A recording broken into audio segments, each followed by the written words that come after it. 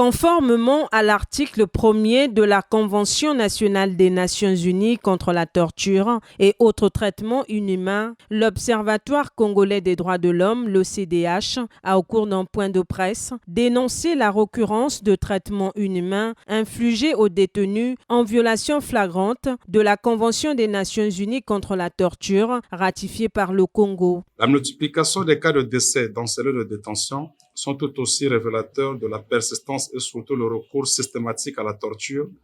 par les agents de l'ordre, et ce pendant les interrogatoires dans le but d'arracher les aveux et infliger intentionnellement des souffrances aiguës aux victimes. Qui ne se souvient pas de M. Lassim Bouti, président du parti politique de l'opposition, les socialistes, enlevé le 11 mai 2025 et torturé durant sa séquestration et dont 2 dents ont été extraites à l'aide d'une tenaille, puis abandonnées dans la rivière Madoukou à Potopoto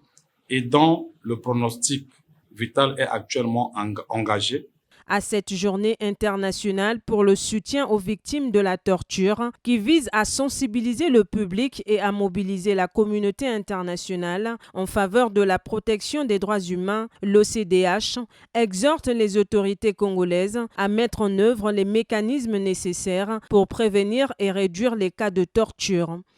De diligenter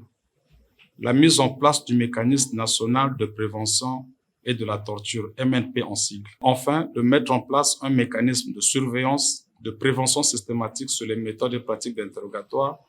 ainsi que de traitement des personnes en état d'arrestation ou de détention en vue d'éviter les actes de torture. L'Observatoire congolais des droits de l'homme a par ailleurs réaffirmé son engagement à accompagner les survivants de la torture dans les procédures judiciaires afin de faire avancer la lutte contre l'impunité et de promouvoir un état de droit.